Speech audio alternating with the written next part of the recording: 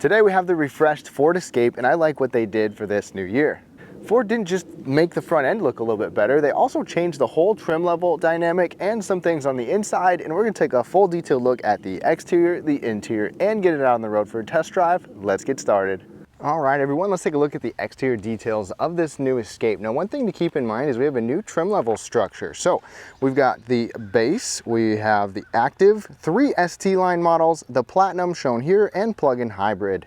Now, the biggest thing that's different with this Escape is this front end. It's completely revised. It looks so different. I was not a fan of the original one, and I'm really glad that they changed this. The grille is different, the headlights are different. Everything just looks nicer overall. We've got LED fog lights here. You're gonna get LED headlights standard, but this one gets a more premium headlight. You've got the daytime running light and projector LEDs instead of reflector LEDs. Plus, there's even an LED light bar running all the way across, so this looks pretty nice at night. Even this turn signal is LED over here as well. Now, the paint on this one is called Star White Metallic, and it's paired with 19-inch wheels. These are actually optional wheels. So what do you think of this? What do you think of the design? The rest of the body shape is the same, but that front end is definitely different. And dimensionally, we're right at about 180 inches long, so this is definitely still compact and fairly shorter than the Ford Edge and Ford Explorer. Coming to the back, this is gonna look similar to what we saw before the refresh as well. You have an incandescent turn signal, which is red instead of amber. These little lines for the taillights there, Escape badge on the back, and even a dual exhaust on this particular model too. Now, Ford used to offer a hands-free liftback, but they dropped the feature for this refresh. I'm not sure why, but you can still power open it with the key fob or a touchpad or from the inside. Okay, now that we're back here, right up above, you get a button to close it, or you get a handle right there as well. And then there's about 37.5 cubic feet behind this area. You've got a 12-volt power outlet over here. You've got a hook for a grocery bag or cargo net, even one up above over there as well. Plus, this is a nice flat area. Obviously, you've got a little spot over here you can put stuff. There's no hook over here, but if we go ahead and move this floor up out of the way, you've got an actual good sized spare tire right here, and even a little extra space for maybe jumper cables if you want to stash them down here. And there's actually insulation around here, so this should help with road noise overall in this Escape. To fold the second row down, you do have to come back here. There's no handles in the back. And even with the regular car seat right there, this is narrow enough to where this hits, and this headrest will even hit right there too. There's a little bit of a hump coming from the back to here, but then you get over 60 total cubic feet, and the hybrid is gonna lose out a little bit in overall space with the back and with the seats folded. So of course, Ford gives us the same key fob that you see with a lot of different other Fords. You've got the ability to open up the hatch and remote start on here. Ford on the back. It's a pretty big, bulky key fob. Ford probably has one of the heftiest key fobs that I typically see.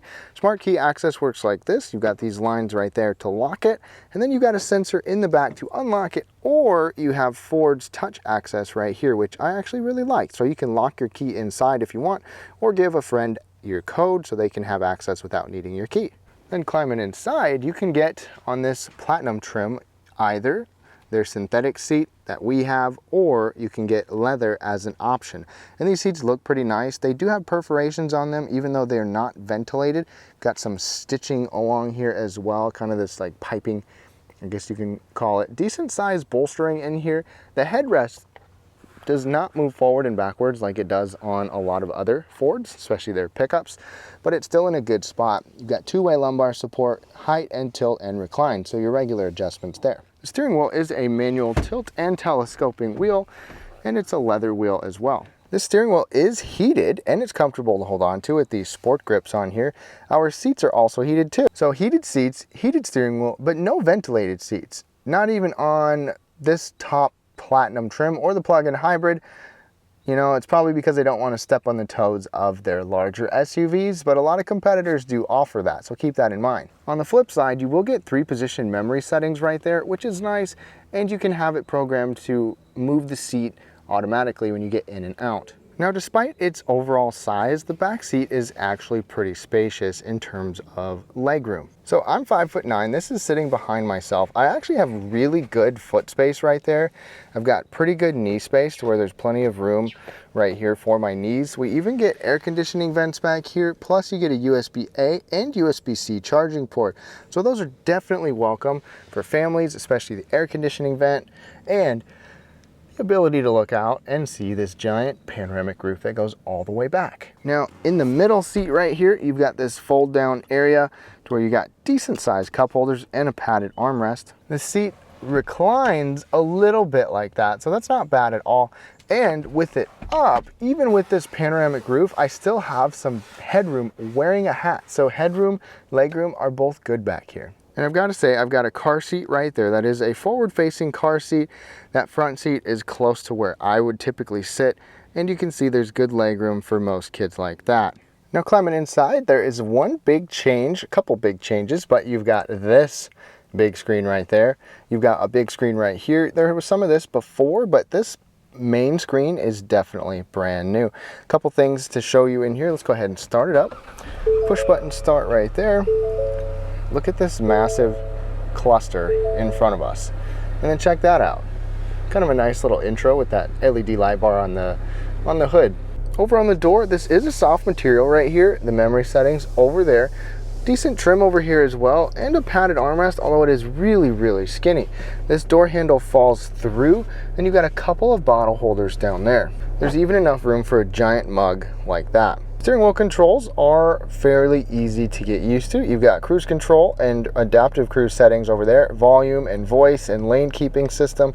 Then your driver information display stuff over here, and even seeking buttons and more. Hang up your phone right there on this side. There are rain sensing windshield wipers in here too, so you can have it on an automatic rain sensing mode. Then take a look at this 12-inch cluster, which is an upgrade over what the lower trims get for a smaller cluster. So this vehicle has about 5,600 miles on it, and trip 2 hasn't really ever been reset. So there's 26.8 miles per gallon combined on this. So you can see what this actually gets real life MPG being passed around person to person, and a lot of people probably idling or getting on it more than they typically would. So maybe round that up 1 or so miles per gallon.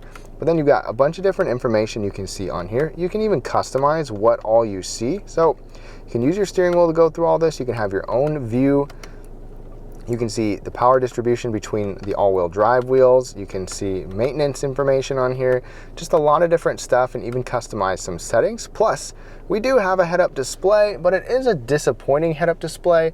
It's just on this little screen. It's not one projected on the windshield, and it's honestly kind of hard to see at times, and it's not in the best position. Now, moving over here, take a look at this 13-inch display right here. So this is nice. You've got wireless Apple CarPlay and wireless Android Auto. You can have it take up the whole screen, or you can have it be a partial screen and have different information over there. So this looks nice, it functions nice, and then you've got this home button to just go back to the regular Ford Sync 4 system, which is standard on here. There's a lot that you can do on here as far as customization, settings. You've got ambient lighting in here, you can have Wi-Fi, we even have the B&O upgraded sound system, which sounds pretty nice in here as well. One squabble that I have is the fact that the climate controls are all touchscreen, and one thing in particular is you have to kind of, like for fan speed, for example, if you want to adjust it, there's not like a knob you can just quickly turn or slide or anything. You have to tap it and then you adjust it. You know, it's just an extra little touch or an extra step while you're driving where you have to focus a little more than you typically would. The automatic climate is nice because you have 3 tiers of it. You can have it on full blast, a medium, or a low, so it can still cool or heat without automatically going into overdrive, high power mode, blasting you away. One thing that is annoying though is to sync up the dual zone climate, which you get on here, like let's say this is off differently, to sync them up, instead of just adjusting that side, you have to go into this menu, tap the screen, it's a little slow, and then you have to tap that. Most of the time you have just a regular button that you can push to sync it. Same with even the recirculation mode, things like that. But a little bit more digging for this. Very small complaint, but just something I wanted to mention. Coming down, we've got a volume knob down there. We've got a couple more touch controls on here. You can turn off your auto stop start with that. We've got a 360 camera on here too, so push that button, check it out. You can see in front of the vehicle, you can see behind the vehicle, and you can see different angles for your parking right there as well. One other thing that we have is Ford's Park Assist. So let's go into drive here. I'm going to go ahead and hit the parking button. We've got parking sensors, but you can also have parking assistance. So this can actually parallel or perpendicular park for you. I've used it on the Ford Explorer and it worked pretty good. Coming down even more, we have a wireless charging mat right there on the left. It's big enough for large phones. A little rubber mat there, 2 USB charging ports, and a 12-volt power outlet. Then you have some fairly nice trim down here. It's not piano black, which is great. Your shifter's a turn dial, electronic parking brake, a brake hold button, an extra little cubby for odd items there, and these cup holders do a good job. They're fairly deep as well, and this is wide enough if you have a mug with a handle. Coming back, the armrest is kind of low and, you know, pretty skinny, of course, for this size of a vehicle, but it is nice and soft. We can lift it up. There's no charging ports in here, but it's a decent size open bin. Overhead, you just get an automatic dimming rearview mirror. Right over here, we get LED lighting, and we have the optional panoramic roof. Vista panoramic roof. It actually looks pretty nice. You can have it stop in the middle. You can have it go way back. So it is a large roof for this size of a vehicle. And this part can open up too. The visors are huge. You've got garage openers on there as well. You can open this and even slide it. I mean, this thing has full coverage here. Now under the hood, the Ford Escape gives you 4 different options, and this is one thing that might really attract people, the fact that you get 2 different gas engine options, a regular efficient hybrid option, and a plug-in hybrid, so you can have pure electric range. I did show you guys the plug-in hybrid last year or a couple years ago, so be sure to look in the description below to check that one out. The base engine is a 1.5 liter turbo 4-cylinder, but this one in the upper trims get a 2 liter turbo 4-cylinder that's going to give you 250 horsepower and 280 pound-feet of torque. They're both going to get an 8-speed automatic transmission. And miles per gallon on this one with all-wheel drive is 23 city, 31 highway, and 26 miles combined. Then the regular hybrid bumps up the efficiency well into the 30s, and the plug-in hybrid gets you 37 miles of electric driving range. All right, y'all, we are now behind the wheel of this Ford Escape, and I've driven the Escape before. Like I told you, I drove the plug-in hybrid, the regular hybrid, I've driven the regular Escape, so I've driven pretty much all the Escapes now. This one has the most powerful engine, and it definitely does get up and go. I've got to say, out of all the crossovers like this, the RAV4, the CR-V, the Rogue, things like that, this one almost feels the most car-like.